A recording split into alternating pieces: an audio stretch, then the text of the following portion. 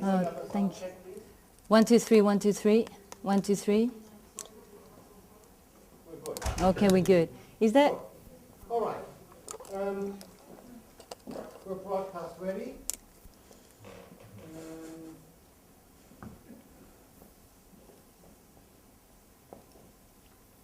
Camera roll.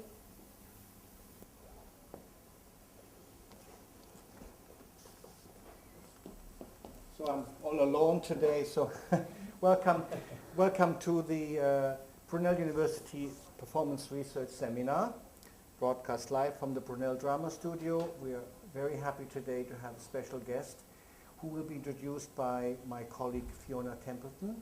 Please enjoy and welcome to our seminar series. Fiona.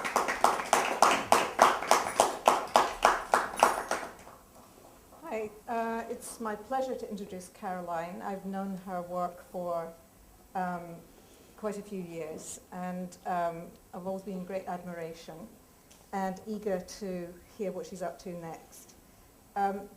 The collection before last, I wrote a blurb for the back of the book, so I'll read that to you. This collection opens up the sweep of Caroline Bergvall's intertwining of disciplines, as well as zooming into luminous seams of language where the microscope reveals universes. From a folding in of language, the performed in a body, ripened to bursting, sows performance in attention's body. Cultures in a morpheme, narratives in a fract, history in a sign, things in a life, the mind in a woman in print. Writings polygendering, braiding authorship, layering thought, politics of the tongue, honest, acute, visceral, ludic, funny. Arising too in the social, the contextualized projects return the gift, both seducing forward as sound and details compelling wait, re-said, rehear it, relived, replay, reread and reread it. And then she came out with another incredible collection called Medal English. And I think that's some of what she's going to talk about here. I heard her talk about it at the British Library and was knocked out, so hope you will enjoy it. Thank you very much. Thank you, Fiona. I'm going to start sitting down but for the camera, but actually it'd be easier for me if I can, I think, move around a little bit. I want to talk about, I've been invited to talk about my work, and I thought I would do it through the angle of this book, Medal English, and I will be taking you through some of the aspects of this book, because it's a collection that contains both poetic pieces, performance pieces, and residues of other kinds of materials that I put together for this work. I just want to read a very quick or a short section from the piece that closes this collection. It's called Cat in the Throat, and it's a sort of introduction to some of the things that I'd like to talk about as I introduce you to some of the other work that I've been doing. I think, the talk is there. It could be that I sort of mess it up several times, so we'll see how it goes. Notably with the PowerPoint slide, there's always an issue there.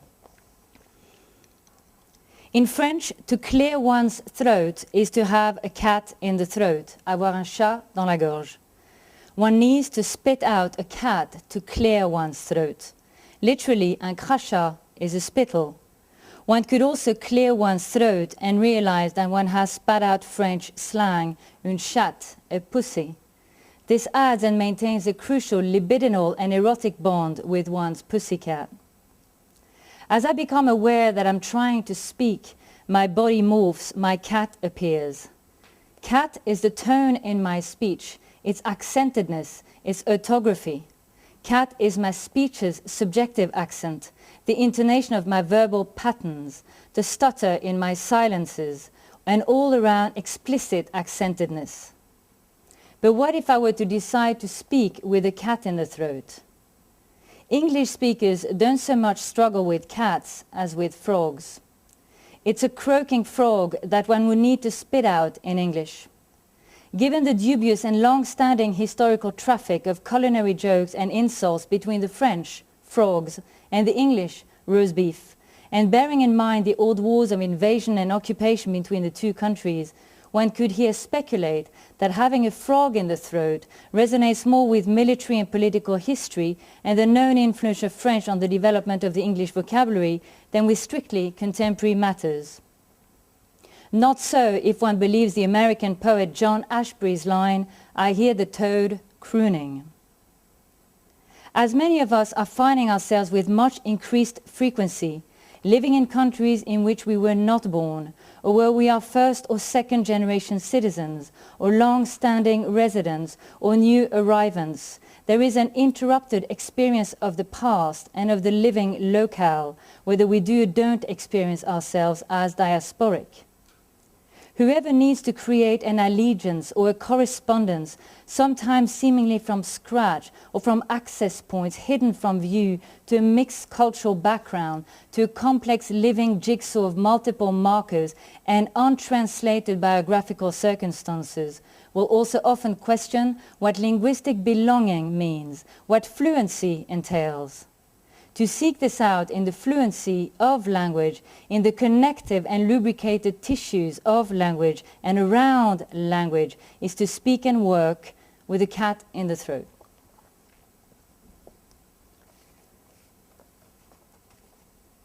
The piece that I'm showing behind here is a piece called Ampersand, which I show, it's all the ampersands of my Mac of a few years ago, treated as a permutational piece with endless variations.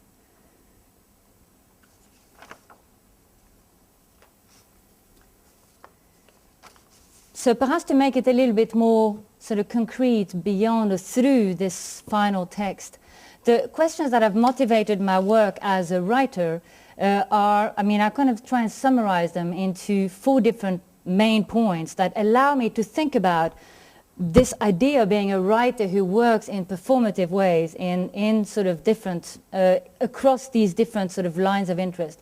The first thing is this idea of the question of multiple languages.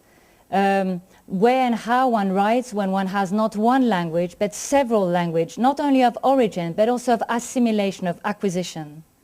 And this, of course, leads one to think about linguistic invention, language attrition, aphasia, new kinds also of linguistic behavior.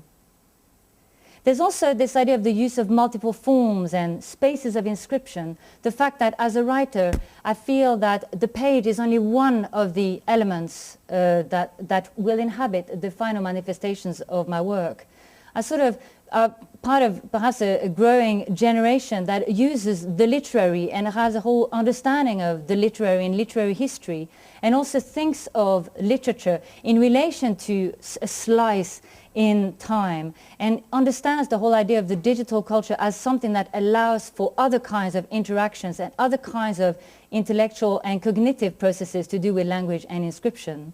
So I work a lot with audiovisual literacies, and I think a lot about ideas of space and sight. And as you'll see, I've done a few installations, and I find that that way of being able to open up my work as a writer into different kinds of questions that sometimes are more appropriate outside the book and in other environments is a way of sort of informing and enriching my understanding of the book form itself. So there is that understanding. There's also, of course, the fact that this whole idea of finding myself as a writer in environments that are not per se given over to writing immediately sort of has forced me to, first of all, be in collaborations with other artists that perhaps master or have an understanding of sound in space, or artists that may be architects or that have an understanding of spatial manipulation of movements of the audience or of the listeners. So you add, as much as you, so you add to your, I add to my knowledge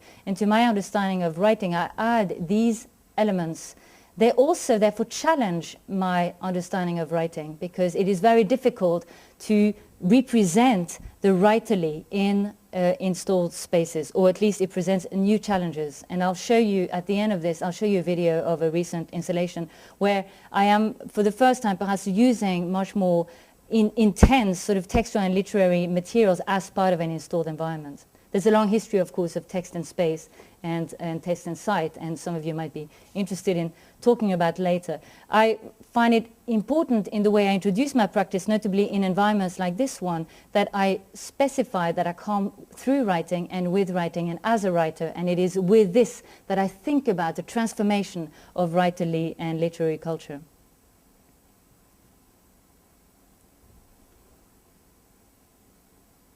Another element which becomes one of the leitmotifs of my work has to do with ideas of representation. Representation also through the performing body. So an understanding of myself as writer, as also a performer of my own work.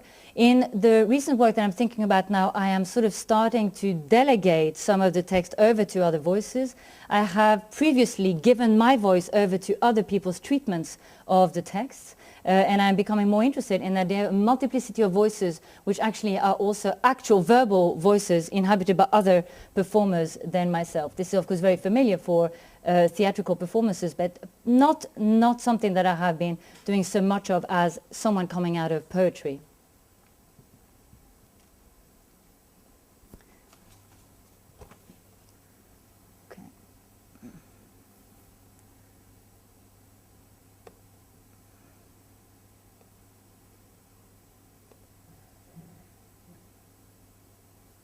Slideshow. This is a piece by an artist and writer called Tom Lubbock called Political. I was trying to summarize in one word, having looked a little bit at my methods, or not my methods actually, but perhaps more my approach. I haven't talked about methods so much yet. My method, my willingness to enter into different kinds of environments. I was thinking a little bit about if there was one word that could summarize aspects that have been of interest to me in the last, let's say, decade. And I suppose that word, with all its complications, is the word borders. Borders as a leitmotif and as an aspect of the necessity in the work, the notion of place in motion, but also of ideas of place stratified, shut down, open borders, the notion of configurations, limits and pushes that could be between senses and letters and people, what it means to cross and be disconnected or to connect up. Borders as they define us and as we need to undo them. And I look at borders also in relation to the mouth, the fact of having an accent, how much that border of the accent actually sort of places suddenly the mouth, the accent, as an other social border. The problem or question of borders is a problem about crossing, traversing and translating.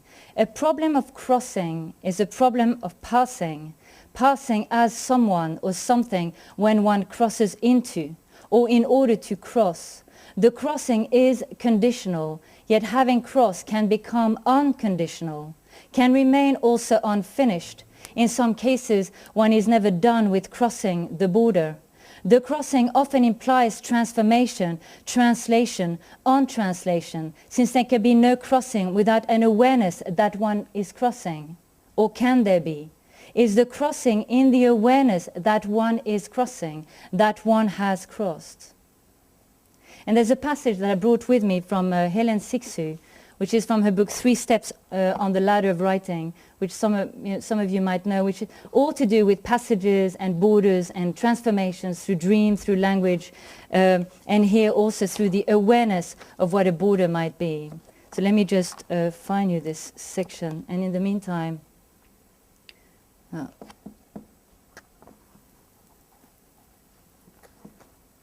yeah, I'll just read it first.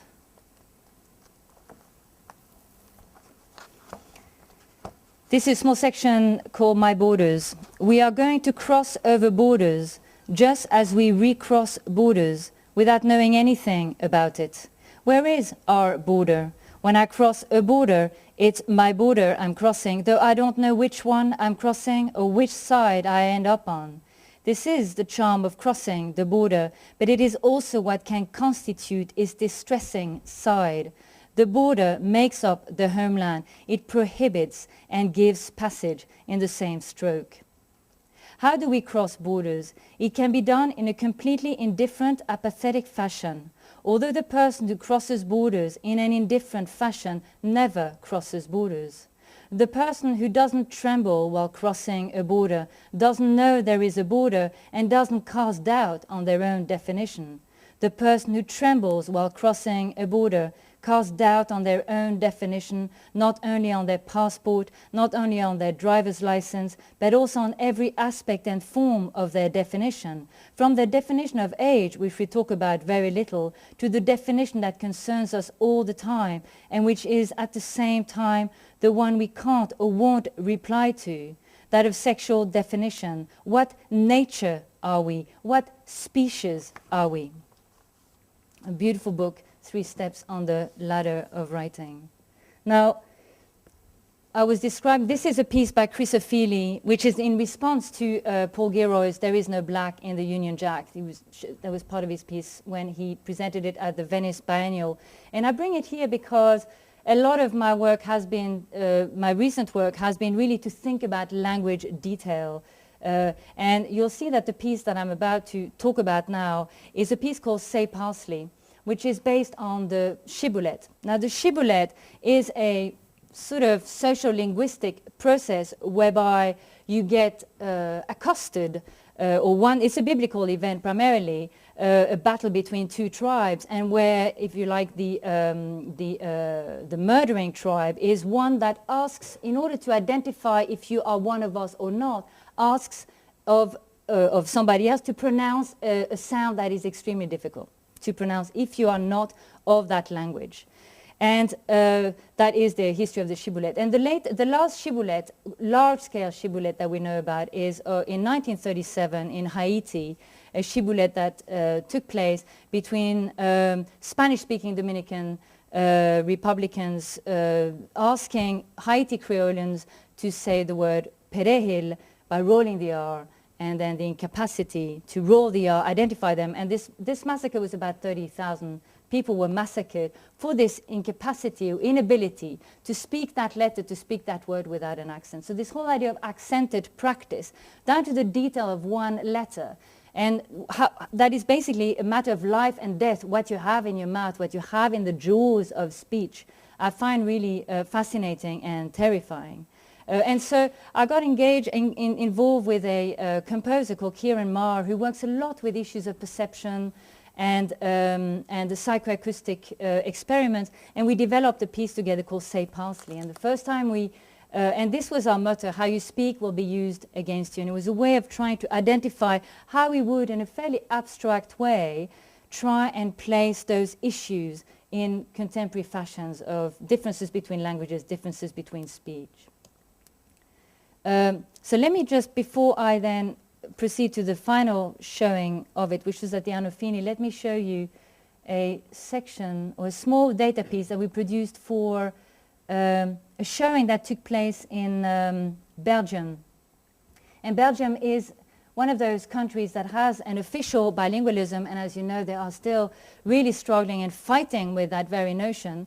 And so to think about that piece of the shibboleth and of the linguistic sort of violence was really very interesting, and led me to add this piece to the work Say Parsley. So I had it up, but it sort of disappeared in the.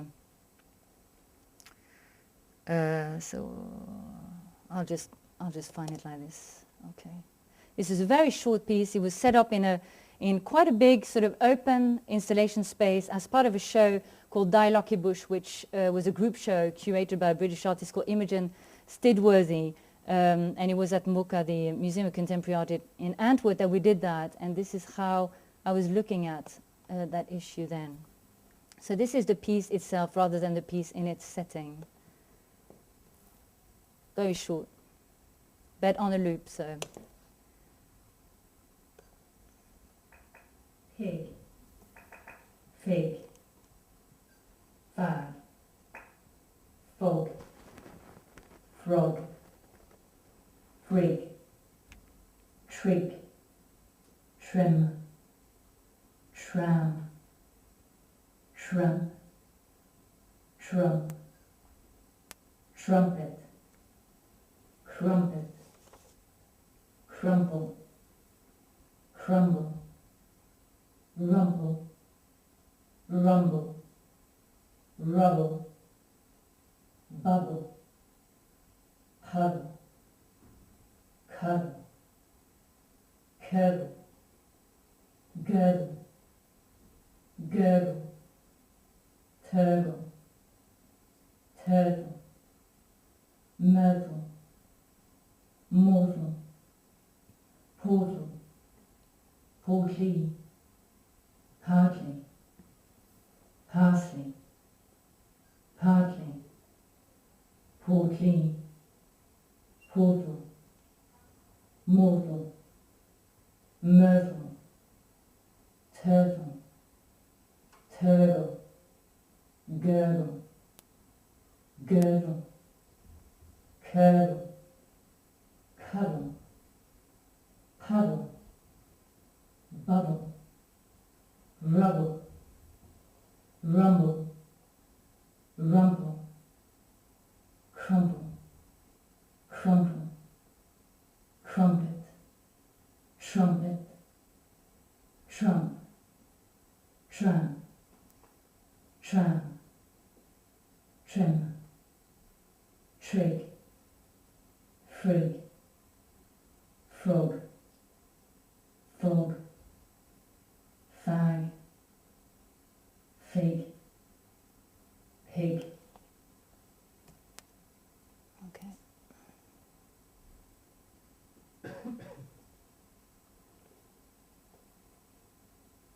Just wanted to briefly take you through the way we then set it up in, when we were invited by Neon Fiji to set it up as part of their season in Lingua Franca, that was last year, I was thinking about what it would be, what material I could bring to it at that point, because there was again this idea of the reciting of the work. And one of the things, of course, that is very much part of a type of stigmatized letter in English and British culture is the letter H. There's that expression of not dropping one's H. And so I took that literally, and we created 5,000 small tags, badges that people were able to help themselves to, which they did. And I've seen some of them circulate all the way up to Finland on one occasion, which was really interesting and fun, that the letter actually does manage to get carried away. And then what was left was an alphabet called an alphabet, of course with a missing letter, of 25 letters at the end of plumb lines. And I'd used that device of the hanging plumb lines in the first Say Parsley. Again, just to think about balancing and just in an abstract but sort of present way, signify ideas of weight, gravity, balancing, what settles and how it settles. And so under each of these 25 plumb lines you have a letter. And people really took to that and sort of just sort of circulating around, handling these weights, and kids that were coming into the show were also sort of very happy to play around with them. So it became sort of nearly an educational sort of aspect. So that was a project that has been with me now for for 9 years, since we've done 4 different types of sightings in 4 different environments. What I have been interested in doing is moving also away from that sort of rarefication that I'd done with my writing in order to do a piece like Say Parsley, and move into an environment that is, on the contrary, full of language, and where the whole issue of the inhabitation of language and the ideas of accent of language is also contained within the notion of history. And this book, Middle English, had a pendant which was an installation called Middling English, which I did at the John Hansard last year, and that's the video that I'll be showing you at the end. So very briefly, to take you through the book, the cover to that cover over there is from one of the books of Caxton, as one of England's first commercial publishers. So this is one encyclopedia, and he published the Canterbury Tales. And I've been working a lot on Chaucerian languages and thinking about Middle English as a historic language, but at a point of sort of melting pot of English being made and moving away from French and Latin, the way he was trying to really create and stabilize an English that had its own frames of reference. And so I've been very interested in working with Chaucer, or through Chaucer, as you will see. And then to the left, heap of language based on a drawing by the American conceptual artist Robert Smithson, and this is literally the title, A Heap of Language. I find Smithson extremely interesting, not only for his interest in geology, but also for his adeptness at thinking with language, at thinking conceptually with language as much as with sculptural elements. And what he says when it comes to the heap of language, he says that language, or does he say writing? Because that would be different. If he says language, he either says language is not built, no, language is built, not written. So it must be language and not writing. So built, not written. I can check it out if questioned on that point. But anyway, I find that aspect of his work extremely interesting, and so I flag it up immediately on the cover. There's also this whole notion of the performative instance of the drawing, so the writing and drawing, and then also Gordon Matta Clark with his conical intersects, which I find also very interesting for if you take it as a metaphor or a metonymy of a writing that is starting to look both in the depth of histories of language, and at the same time keep on sort of moving laterally across the different surfaces that are available. So let me see.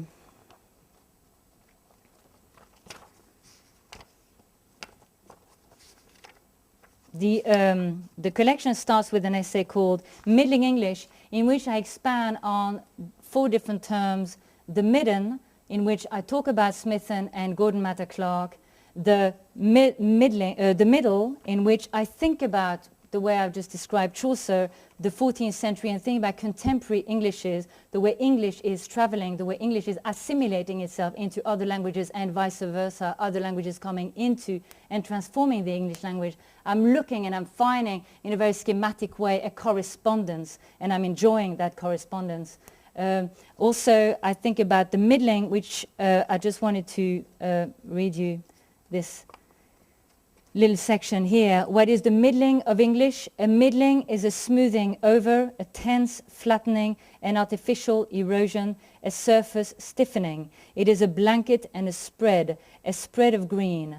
Golf turfs are a good example of spatial middling. Heather Ackroyd and Dan Harvey are 2 artists who only ever work with grass, turf, industrial nature, living mini-lawn, as they call it, that keeps its green color even under stress and grows unimpeded into larger and larger structures. It happens whenever the mind of a language reorganizes blind spots into potholes, diffuses or homogenizes political reality into sand dunes, driving ranges, fairways, and hazards. And then I close on the 4th section, which is about the medal, which is a more optimistic sense of wanting to be sort of integrate, be part of language, but also reinventing it, trying to push at its terms and push at its structure. One way in which I've done that is by, as I said, engaging with Chaucer. Now, for me, not being British, to be engaging with Chaucer was really about learning about an aspect of English history, English linguistic history, and cultural literary history. So it was a very interesting process as well from the point of view of rethinking my practice in light of this, one of the major sort of starting points, or one of the blocks in relation to English literature. And I did it in a different way. The host tale, this tale here, is a tale that was written taking for reference all the food and wine references in the Canterbury Tales, and there's quite a lot of them since they're going, the pub crawling basically their way to Canterbury. And I just use the Middle English for that, and I do it for a very specific reason. The fruit of every tala is for to say. De eter en drunken en dansen en zingen en playa. They soupen and they speke, and drunken every strong ale at the beste. Now let us sitter and drunken, and Marcus Maria, and let us dinner as sooner as that ye may. Now when I read this work in Scandinavia, I'm half Norwegian and I speak Norwegian, and when I read this work in Scandinavia, there are still a lot of pronunciations of Middle English that you find in the Scandinavian languages. This piece is about 10 minutes long to read, it's about 8 pages long, And really there is that whole sense that you can feel the Scandinavian pronunciation, therefore that sort of history of the English language also coming through and re-emerging. So there's a sense by which I sort of just applied my Norwegian to the pronunciation of Middle English. I spoke to a few medievalists about it, but I sort of applied it also as a sort of a sense of manifesting that aspect. Other ways of thinking about this language and these tales is really to think about them as the narratives that they are, and social commentaries, and a sense of parodies of different modes and ways of behavior, and think about the different kind of functions that the discourses within the Canterbury Tales have. So I kind of found this article in the BBC during a papal visit in Poland, and I took a number of the sentences quite simply and then started to manipulate them with some Chaucerian language, allowing myself to just signify some acts of translation quite explicitly, since I was also learning this language.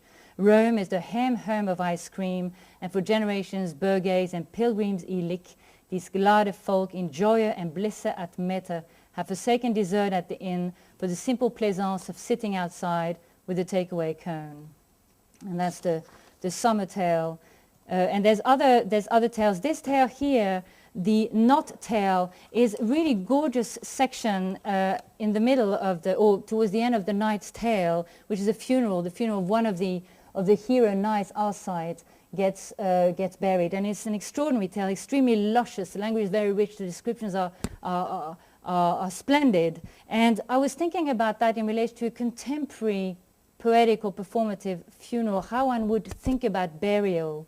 And so I did this with a piece, again holding myself here very much to the text, but then you'll see from the sections that I have bolded up. This is what I did with it. It's very short. The Not Tale Funeral. The great labor of appearance served the making of the pyre. But how, nor how also, how they shall not be told, shall not be told, nor how the gods, nor how the beasts and the birds, nor how the ground aghast, nor how the fire, first with straw, and then with drier, and then with grainer, and then with gold, and then. Now how a sight is laid like this, nor what, nor how, nor what she spake, nor what was her desire, nor what jewels when the fire, nor how some threw there, and some there, and there, and cups full of wine and milk and blood into the fire, into the fire, nor how 3 times, and 3 times with, and 3 times how, and how that, nor how, nor how, nor how, nor who, I cannot tell, nor can I say, but shortly to the point I turn and give my tale an end. And the final piece, which I then also featured inside the installation Middle English, is a longer piece which is sort of inspired by the bankers' plundering. And in this piece, I sort of started really to be freer of the material, of the linguistic material that I was dealing with. And so what I do here as well is that I start thinking about contemporary dystopic novels and films.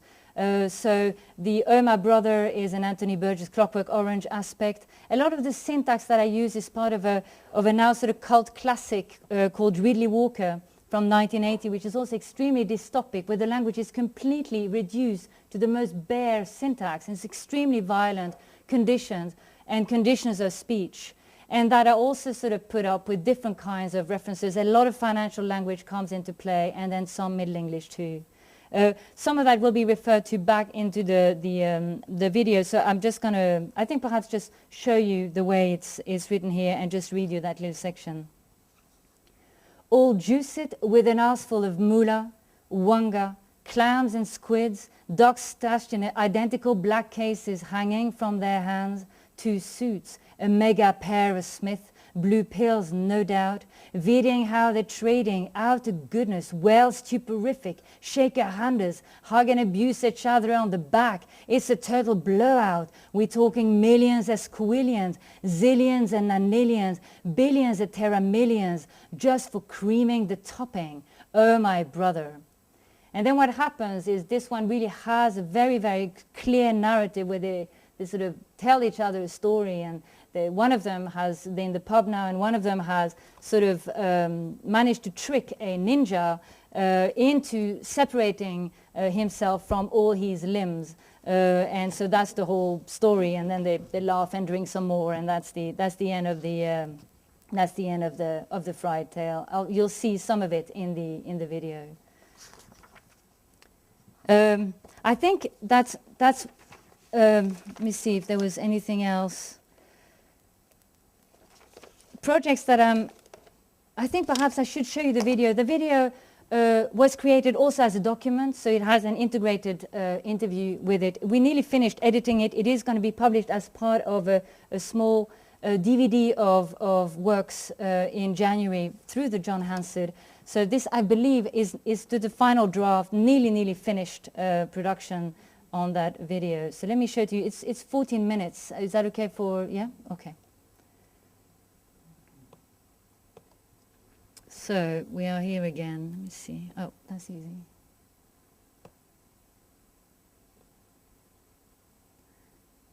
And you'll see that in this piece I start using other voices, actual other voices. Okay. Am I in the way, or can you? No, okay.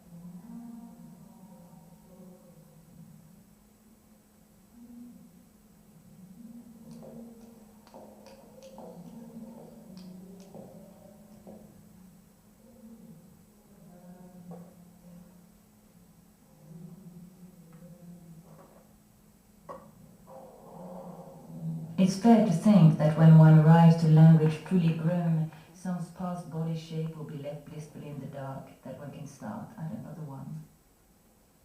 Perhaps I should have imagined that pleasure's not so bothered, that this body would lack most of the somatic and cultural presumptions familiar to standard bearers of a language and a country where daffodils are not so much spring flowers as wandering clouds.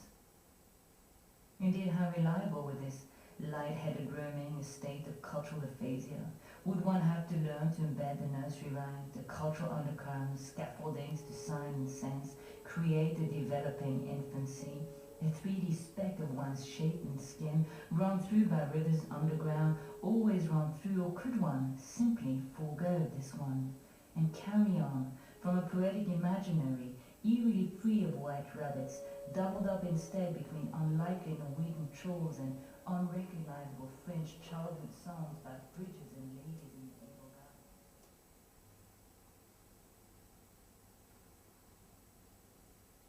Words group vibrations, patterns of vibrations, patterns of vibrations, patterns of activity to be found. Terrible resonance in the outlines.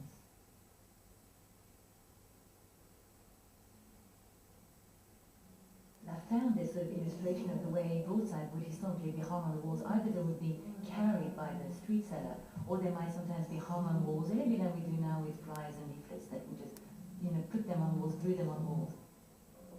They're made of 4 broadsides, and 3 of these are original texts that I've written for the show, but that are very much sitting as part of my interest in Chaucerian language and tales, and so they're quite satiric in tone. All these ballads were not good literature, so there was a way of disregarding them. That was reclaimed in the 19th century, because suddenly that was, can we, feel that these ballads are actually this sort of forgotten pool of culture in Britain and England. But they were often texts that were based on, or they would say, based on original melodies. So it was always going to the known. They would always function through things that were already known, and then there would be ballads for executions. So they worked a bit like newspapers and tabloid presses and things.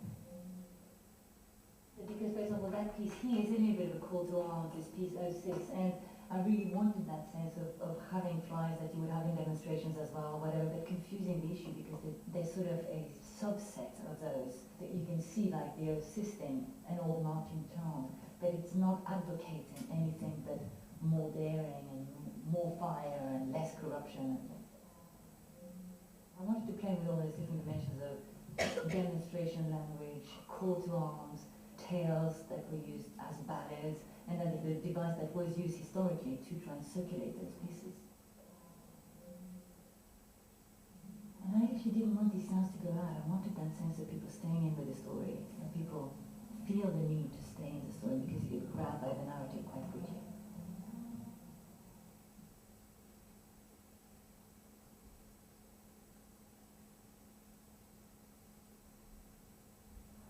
They're written in a very strange, combo, hybrid English that I've invented and stolen from a number of contemporary writers. I really wanted someone who's not a foreigner to English to read it, because then you hear that weird language. So you get all the narrative and all the dilemmas about what that language is becoming. There's obviously in those 2 texts a sense that civic culture, civic values are at risk, corruption and violence, and corruption and degradation, if you like. And that's why this whole idea of the street literature here, and this, and you can take the flyers with you, and you can, that whole sense of a paraphernalia, which is nearly activist paraphernalia, where you are really engaging with current British culture and aspect of it, with a sense of, hang on, justice, what is up now, all that idea of criminalization, stop and search, the foreign is still a real problem, immigration, refugees, only English matters, those kinds of things, really problematic. And so these are embedded in the work, a sense of a culture that is fraying socially, the difficulty finding new values that we can share as a society, a refusal of new values, a refusal of new communities, those kinds of things.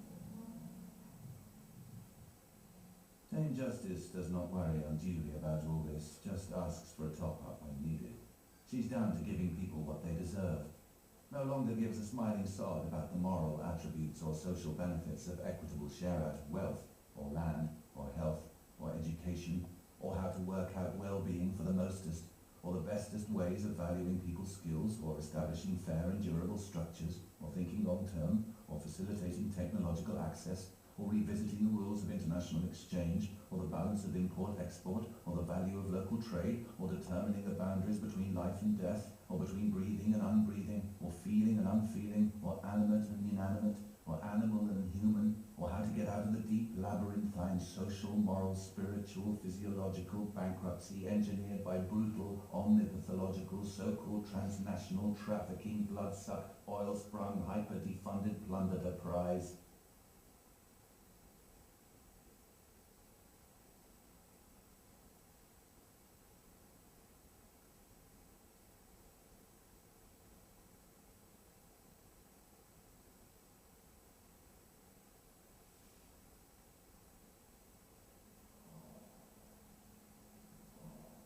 Some never had a body to call their own before it was taken away. Some hadde aldri en kropp de kunne kalle sin egen før den ble revet bort. Some never had a chance to feel a body as their own before it was taken away. Som aldrig fick uppleva en kropp som sin egen för den blev revet bort. Some never had a chance to feel a body as their own before it was taken away, sans même avoir senti un. Le corps d'emblée leur est arraché. Some never had a chance to know their body before it was taken away. Som aldrig fick känna sin kropp för det blev revet bort. Some were never free to speak their body before it was taken up and taken away, sans même le libre corps leur est identifié, arraché. Some tried their body onto pleasuring it before it was taken their up, body before it was taken up and violated, taken away. taken away. Som aldrig var fri Sans même precis laisser som du för corps det blev plaisir, löftet upp chopé, och revet bort. violé, arraché. Some tried their body on to pleasure in it before it was taken up, beaten, violated, taken away. Som tog sin kropp på för att nyta den, för den blev löftet upp, slått, kränket, revet bort. Some had their body for a time, then it too was taken away, or parts of it, même si, l'ayant connu un temps, le corps arraché ou en partie. Some thought they had their body safely, then were asked to leave it behind the door, or Some parts of had it. their body for a time, then it too was taken away, or C'est parts pas of it.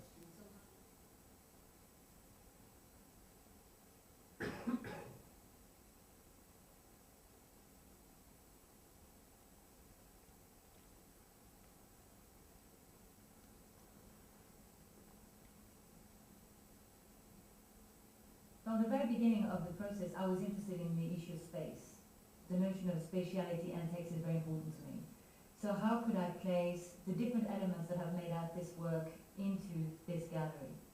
We were trying to think of a structure that could be a trajectory in the space and at the same time could represent a sort of metaphor.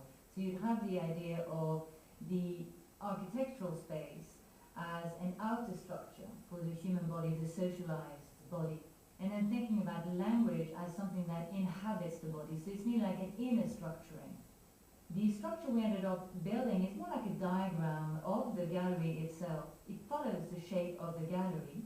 I'm always interested in this idea of suspension, lightness and weight, the fact of the mobility of a very heavy structure.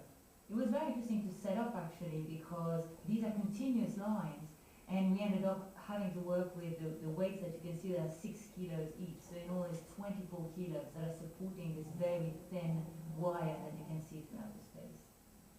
There was also this idea of the wires as poetic lines or lines like trade routes or even bloodlines.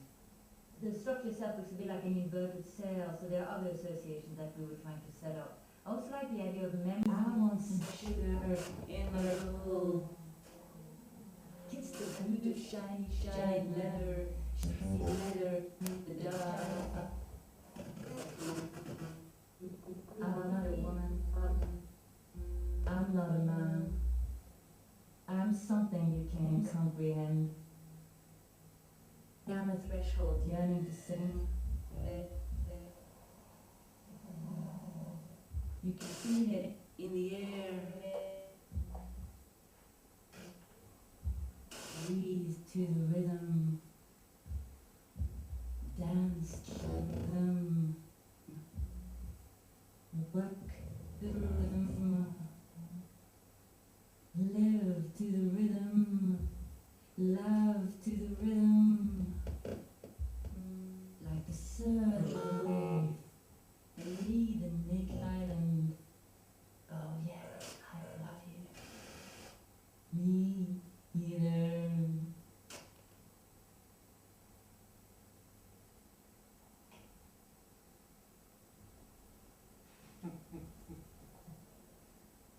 Subtitle Wired Madeleine, because I was thinking about the Proustian sensory jolt, the way when he eats that little Madeleine, if he remembers his childhood. And the same thing that whenever we come into a shop or a car, and then suddenly you hear a song, it often jolts you back to all sorts of things.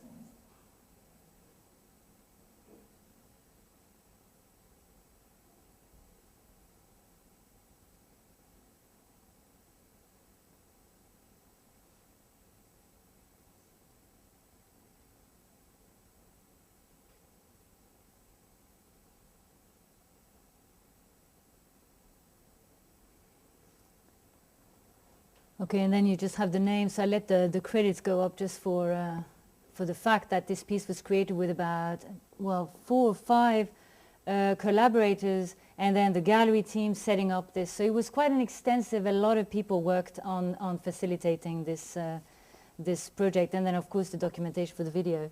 I think that's what I have to, what I came with to talk to you about. So I just wanted to thank Johannes and Fiona for having invited me to come and talk to you today. So I hope you found it interesting. Thank you.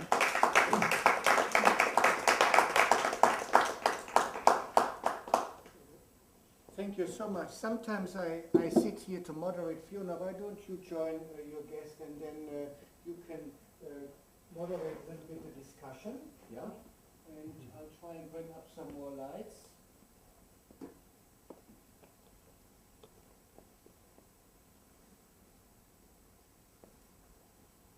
Does anyone have something to ask Caroline or comment? No? Yeah. Mm-hmm. If it was influenced by the Scandinavian, that is pretty good, it was, coming across, but how much knowledge do we actually have that that's how it was pronounced? Oh, Or is it your interpretation? yes, it really is my interpretation. I've been speaking to a medievalist who's very interested in this performance of basically a dead language, and how do you know and how do you pronounce. I don't think there's particularly any notations, but there are a number of poetic sort of forms that allow to know, you know, when this was pronounced or when this was not pronounced, notably for the fact of the pronunciation of all the syllables, the ending of the E's. There's a knowledge of the spoken English and the various reasons, whether the A was an A or, you know.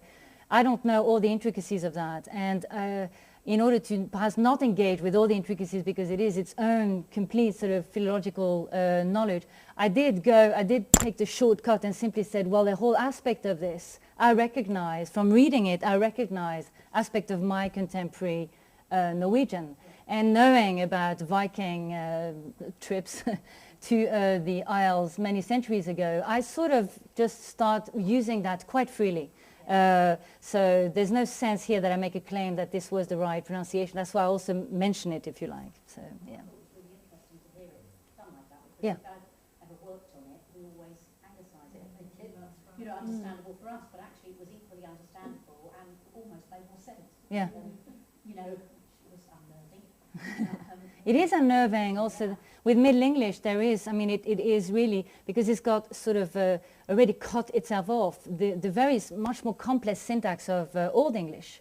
Yeah. It's sort of in English that we are starting to be able to recognize, and the spellings of it that get sort of not standardized, but that start to get really put down by Caxton when he prints Chaucer, and even Chaucer in his sort of sense of wanting to really take one aspect of the English, of his English language at that point. It's sort of fascinating how modern, I mean, you still have to struggle. It still is a language in translation when you read it today, but it is so much closer than if you read, you know, just, sorry. No, as a footnote, it is, however, extremely interesting now, if I remember, in Germany, learning English in university. In the first semester, we were required to take Old English and Middle English. And I'm not sure how it is in Norway or in China or in Greece. Learning a foreign literature, you first of all also have to do linguistics. Isn't that interesting? That's right. That you go with the most difficult aspects of that language. You don't go to the literary aspect. That's considered too difficult. So you go to the Old English syntax. So I had Old French. So you go to Old French. But it's sort of, it's done, it's grammar. It's not the text. So yes, it is peculiar because we reinforce that it is dead, and yet you just pull it out of itself and you bring it out in performance or whatever, or in and you see that you can still feel that part of that journey. You know? And that's what I found so interesting, is really to try and explore that journey, an aspect of that journey through my own work as a writer, and then to think about contemporary English and the journeys that is happening with it now, you know, as a continuous sort of transformation. So. And again, as a footnote, when you talk about borders and border crossing with the maps, I remember learning then that at a certain important point in the 18th century, there was a große Lautverschiebung, some very big change in the language, how it shifted from middle to modern, and this affected many European languages, so that you can see how also the language drifts across a continent, or even continents. Of course, yeah, and of course trade and everything will also emphasize that, politics and occupation and etc. So yeah. And actually, for me, Middle English is somehow familiar because this was before the next wave of French and Latin influence, which came after Middle English and created modern English. And Scottish had fewer Latin influences than English did because it was further away. Right. And it did the Romans didn't get quite as far up there. So in fact, some of our pronunciations are much more like that. Yeah, exactly, yeah. I found it was a very poetic and very potent sort of presentation of language, but I also felt that the language is used to sort of interrogate itself. So you both sort of expose the problematics of language, but as a process it begins to interrogate itself. So it's not about language speaking of the world, but rather language speaking and interrogating itself. Is that an observation that is relevant to your approach? Or? Certainly it's one aspect of it, and I think that as a writer one does interrogate, or let's say that in relation to the way I consider my role as a writer, to interrogate language is one of the things that I do and that I consider important to do. So the fact that language is also seen in a sort of folding and unfolding with itself seems to me important. So for example, the trilingual piece, the last trilingual piece, which is a sort of semi-translation into Norwegian and French with alliterative assimilations between English and Norwegian through the sounds, all that I find interesting. The fact that these languages are close historically and they are close politically is also of interest. I chose languages that share a deep sort of roots, a deep historical root. So yeah, I think that would be, for me, I would take that on as a compliment that that work is happening. Then there is the sense of talking about the world where language is the world, language is in the world, language does, shape the way we see the world. So when I then engage with narratives or when I think about the shibboleth or whatever, then I then take on, I suppose, different kinds of methods that I would find interesting without claiming to represent the world, but a slice of it as seen by my exploration. So with the Say Parsley, it was very much to do with perception and how we mishear or how sounds become impossible sounds to pronounce and what that does to you and things like that. And that also is the world in the sense that it's the spoken or the speaking body that finds itself faced with that. So, do you see language as a kind of a priori space of negotiation and interrogation, or do you still see, is it the body that's speaking or language as such, which is a sort of cultural... Yeah. This whole idea of a language as a sort of closed, finished system is not something that I can advocate in practice. It's something that we are taught in relation to a particular kind of linguistics. Absolutely, language is a system, but the way the speaker and the speakers reshape it seems to me really crucial. That same idea around speech, discourse, and language as system. But the notion of a priori, that seems to me really crucial. There is an aspect whereby we come to language and we learn it. So we are taught language. Therefore, there's an aspect of our prioriness that becomes us, that becomes me as a speaker of this and that language with these sort of given values that are occupied in that language. And that's really important, because then when one wants to then start examining language as a writer, as a performer, as a whatever, where language becomes a sort of important tissue, then you are faced with everything that language is also doing to you, is doing to your environment, and how do you invest, how do you reinvest, how you disinvest. So yeah, I think there is an a priori because we learn language. So it's not as if you could say you have the body and you have language over there. You have pre-linguistic modes, that come and interrupt language, and you have post-linguistic modes that come and sort of confirm a broader reality than a verbal reality, and then a linguistic one. But there is a centrality of the linguistic, or the speaking being of the linguistic being, it seems to me. Yeah, that's definitely the way I consider it. So we're both prisoners of it, and we also are being made agents in the world because of it. So.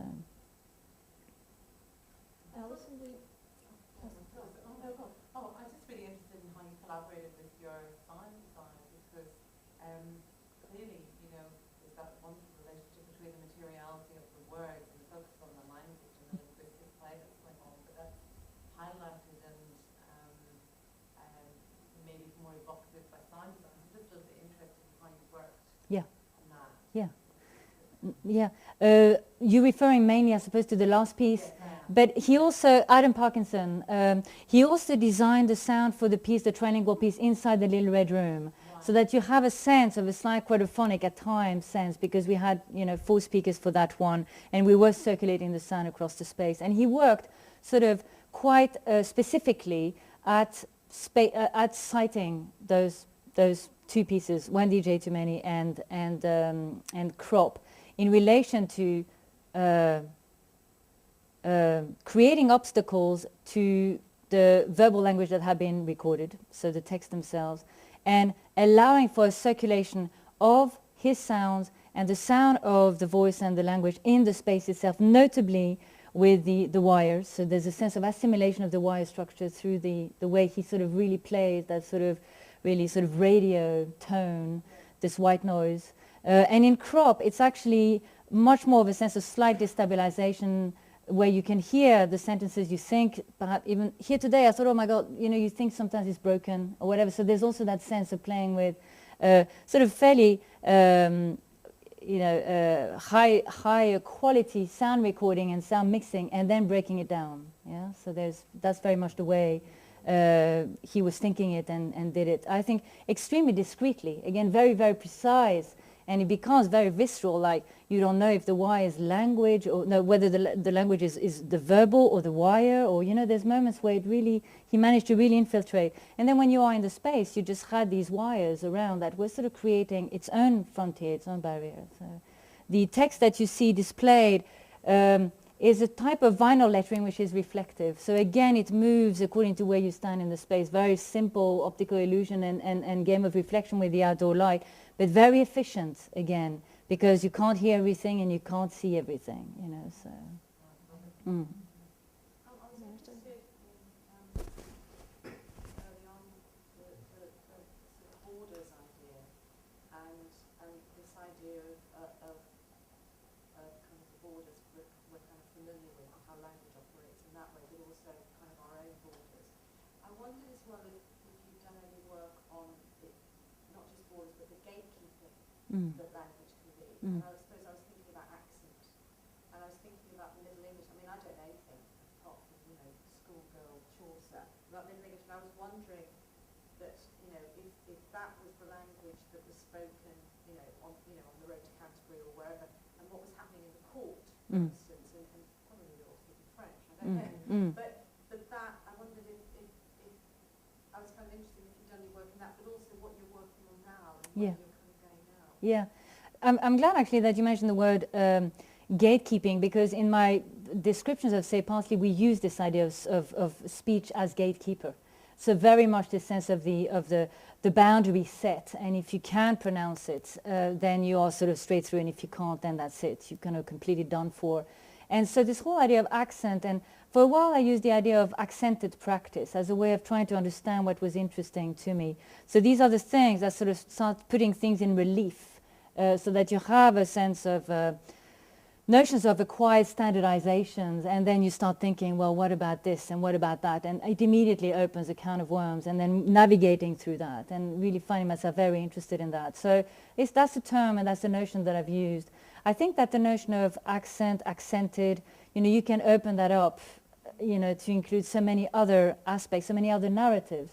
So I sort of hold to those sort of nearly rarefied narratives that I tell. You have the Say Parsley massacre that I tell through a sort of very, through nearly a perceptual issue here with the fig, and which is about pronunciation. And I do that because that confusion is so small, and and yet it's there. And it's also, some of it can be quite comical, and at the same time, because of the context in which I place that particular list, you know that there's other things at stake. So, you know, sometimes just very schematically showing something and accepting that very schematic nature of work can sometimes just sort of hit that nerve. So that has been very, and continues to be important to me, those perceptual issues to do with language awareness, inscriptive awareness. What I'm doing now is, well, I'm just starting new projects at the moment, so it's a little bit difficult to say what I do now, because now I don't know. But I have been doing a silent film, which is primarily made of graphic pieces that are all language related, and that play very much on, again, on notions of reading, not being able to read, not being able to see everything, not being able to, you know. So again, this is really just a visual which becomes a disturbance rather than the sonic and the oral, which I've been working on. So now really trying to create that disturbance visually. So that's a piece of work that I've already shown, but I'm taking it apart at the moment because I was interested in the ideas and I'm pursuing them. So one piece is called The Grey Variation. It's literally just greys and then language in between trying to come through and disappearance. And it's all about, you know, the absolute of difference. You know, so there's this paradox and the irony of that. And then I'm presenting a piece at Counterpoint, this festival that I was talking about this afternoon to some of you who are here, which is, I think, a wonderful festival that was started by the Refugee Council. And it is to do with thinking about form and content and narrative of exile, narratives of refugees, but again outside of sort of established sort of exile narratives. So this is it's always the difficulty of identity-based or identity-enforced arts. And so Almir Koldzik, who is the organizer of this festival, his take is exactly that. How do we bring aesthetics and how do we bring artistic involvement, artistic questions to those political identifiers? You know, so again, to open that up and to really look at it from other perspectives. So that's at the LADA Live Art Development Agency at the end of November. And I'm showing a piece of work there that I showed in Leeds in the summer, and it's a short video and it's a document of that piece. So. Send us something else. Yeah, great. Yeah, I will. I'll send the information. Yeah. I actually wanted to ask you about the what you call the red room, because I felt when I was watching that I was looking. It felt to me physically very different. I wanted to be there. I know that the other piece in the gallery with the wires was spatial, and that it would have been different had I been there, and I would have felt something. But because it was visual, I felt that I got some of what that was. But the red room felt that the language was kind of the only thing happening, and that would affect my body in a very specific way. Yeah. So I was. That's very true. I sort of hated that room initially. I thought it was extremely claustrophobic and very dense in that red. So I was reacting in a very sensory way to that, or through the senses to the red. I was finding it really difficult, and so we sort of pursued that because that sort of felt quite interesting, since the text that is placed across the room is very much has to do with, again, there's notion of violence and abandonment and things like that, also through language, but again this idea of border crossing, and actually it was the room that managed to just do its own work because of that. So I'm actually pleased that even in the document you can see what it was trying to do. That, you know, the fact that I really didn't like that room, actually, but sticking to it and us just working it through with Adam for the sound, and just putting that quote by Glisson in a very, very dark color. So many people only saw the quote as they were leaving the room, and you could, you know, had to backtrack to see that quote. All that I found very interesting. It became a very sort of nearly sort of intimate, sort of dark and intimate, nearly sort of enforced secrets type of room as well. But people would stay quite a long time in it. So it sort of carried both a sense of the safety of that depth and color, and at the same time, the destabilization and the motifs were sort of keeping people in. It was it has now remained as a more interesting room. The fact that I felt such repulsion for it as well. So very performative. Very much so. Yeah. The spectator who's feeling it. Yeah. it is slightly more immersive than the rest, where you are, with the rest, you're slightly more seeing and hearing, whereas there, you actually, and even in that room, you actually didn't know, and you didn't know if it was the red or what it was that was sort of keeping you there, so, or throwing you out. So. This would be a fascinating object of study for the neuroscientists, because I think the way color might affect the processing of language. Absolutely. Or sound in different parts of our brain is something that they're examining these days. And I remember seeing an announcement of a show by Carlos Cruz Diaz, which was all about different color rooms, and he's a visual artist. So you mentioned Robert Smithson, which excited me, and I think of him as a sculptor, although he's written a lot on his work. He is, yeah, I agree, I feel the same, yeah. The work in Mexico, or when you began to do his land art pieces, how does sculpture inspire you, looking at the wonderful installation you just had? Yeah, perhaps as mass and movement rather than as objects. So that perhaps also explains my interest in Smithson or Matta Clark, where, in a way, it's not even monumental. It enters into a completely different dimension of reintegration of those rethought environments into a broader environment, which I find very, so they move nearly into architecture, and of course his idea of land art is a sense of having it integrated to the sort of slow changes of the landscape. And I find all that really fascinating. But otherwise, the idea of object in sculpture, I would perhaps relate to that, to this notion of the object in, some objects in language, so some language detail, like the way I was talking about some of these phonemes, and then looking at some sculptural element, as, I'm thinking about Fred Sandbach at the moment, just his very thin lines are just redefining everything, the object of the line, rethinking the whole space. And yet you still have an object, but that object is sort of imploded into the space, and forces you as the viewer to sort of I don't know, you become tentative in that space. And I find Sarah's sort of monumental sort of impositions, I think all that's really fascinating, less as object and nearly more as sort of events, mass events, if you like. And they can be very discrete, but they are sort of transforming one's environment through nearly making that invisible somehow. I find that fascinating. I was totally intrigued, and also many associations come to my mind when I was seeing the tensile in architecture. I think when they build bridges, remember the absolutely. When they're doing the engineering, they have to measure all of the tension, so to see the stretched lines. Absolutely. Not thinking of them as lines in No. language. That was interesting. Yeah. Those lines interested me as well, because I was working with a duo of architects to set up this grid. It was quite a big thing to set up, again, the calculations and everything. But there's a little bit of an anecdote with it, because we started with screws that were like that, more or less. And so we start setting up those things. And the gallery team, they're intensely familiar with their space and with ideas of tension, and they're sort of going, I just don't know if it's going to hold. And then you can see one wire started going.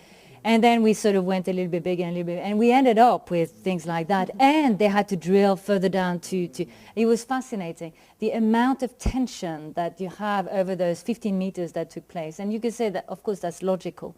But for me, never having worked with architects or architecturally, I was really excited by the effort and the force needed to hold something just like this, just hanging over ground. It's fascinating. Fascinating, yeah. Having lived in Japan for about 19 years, I had to sort of, in a sense, rethink the way language is constructed and the way language is spoken, and contextualise idea and what's important is unsaid often as much as what is said. Yeah. Have you sort of examined sort of pictorial sort of origins of Chinese calligraphy or that kind of realm of language and production of meaning? I mean, I know you can't encompass everything in your work, but it seems to me a counterpoint to the sort of That's true. more literal alphabetic sort of language that we speak. Yeah, that's a very interesting comment. I always accompany my work with drawings that are extremely unskillful, but that are literally there as sort of just pauses in relation to this overall very articulate work that I'm sort of interested in shaping, in which I also figure ideas of erasure and silencing, etc., but where the notion of silence itself might not necessarily always be made manifest. So the notion of drawing as a sort of physical presencing of the act of writing, or as the, all that I find actually very interesting, and I often resort to these drawings, or to whatever, even like Michaud, left-handed drawings or whatever, as a way of prepping or sketching or thinking about projects. But I wouldn't. There's no training or skill in the way that one would have from Islamic calligraphy or Chinese calligraphy or Japanese calligraphy, which I find absolutely extraordinary, but which I don't even begin to wish to emulate, because that would really be another life, with the intensity of practice that demands. But I find the gestural aspect of writing, of inscription, very interesting. So even at the extremely base, crude level of ink and pen, and the roughness of paper, or the scratching of whatever, that's something that I have as one sort of less developed but present imaginary in my production. But I'm really pleased that you mention it as something, because it's definitely, it nearly creates a pause as well for me. So. Mentioned about Chinese calligraphy. I found very interesting. European language almost similar to because Chinese is very different. So if I do a project, I wouldn't find a similarity between like dance or you have the vocabulary. Well, I mean, it's very similar. Yeah, but you're right. I mean, even with those actors, with those letters. Yeah. In Chinese you have actors, but then you have characters. Yeah. So it's interesting to see the Western culture, how we collaborate this language. Well, it's Sorry. Well, your writing system is based on writing, whereas the you could say the alphabetic system is based on sound systems. So it's a reproduction of sounds. So from that point of view, and on top of that, I'm choosing languages that share very, very strong political history of endless traffic and endless sort of military and trade and cultural exchange.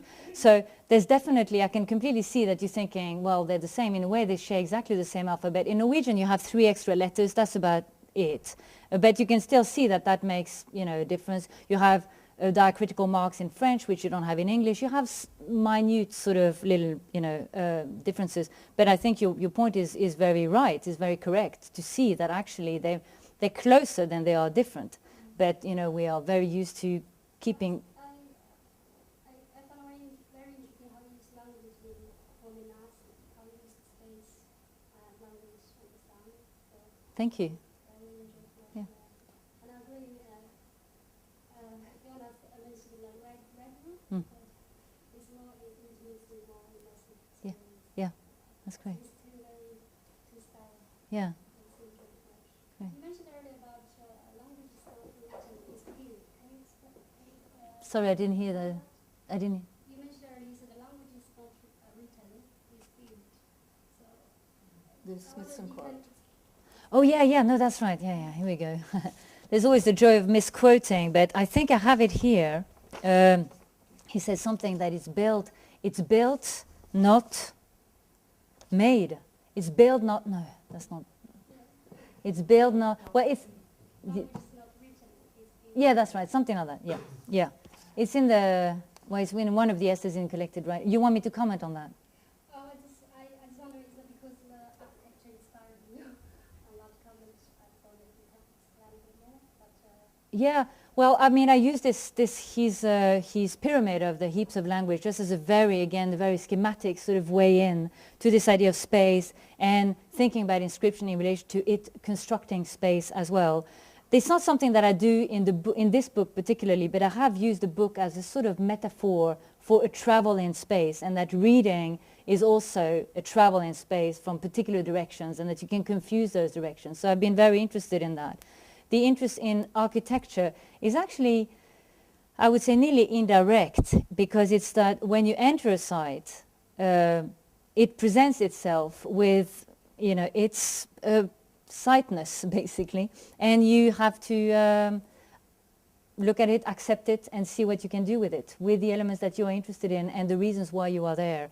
So it's not architecture from the point of view of that particular discipline necessarily, but it's the knowledge of the built environment, or, you know, that you're entering in, and what it will, what it might do to you and to your practice. And that reminds me of a project of Fiona's that I have written about, that I find really extraordinary from that point of view, called Cells of Release, that some of you, you're nodding no. Well, that same thing of accepting a site. You go onto a site for a specific reason, you accept its conditions, and these conditions are not the ones you thought they necessarily were. I'm speaking for you, but I'm sort of remembering some of the things that were preoccupying you. Suddenly you find yourself being a very different type of writer, having a very different mind, and sort of having to allow the site to do its work on you.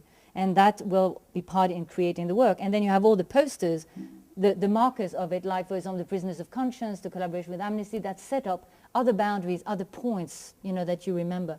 That is the extent of my sort of understanding of the architectural in relation to my work. Yeah, so the built environment, you know, as a point of sociality in relation to writing and inscription.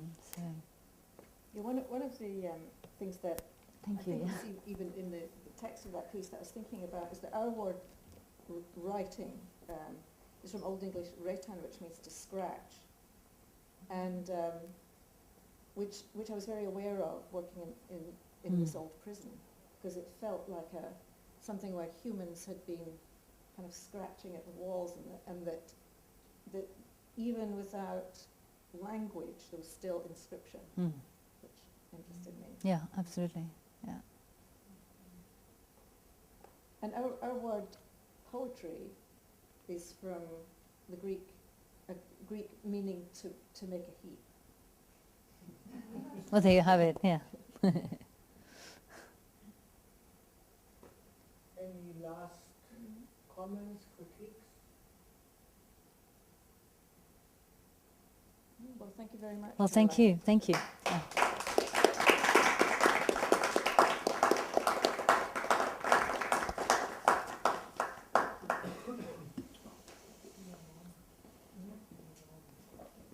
It's funny, it's quite different. Either it was quite different or I picked up on different No, things. it was different. Yeah, Because of the pedagogical situation, I introduced more things, and I couldn't just take that they would be interested in the literary because of the performing. So I brought in other elements.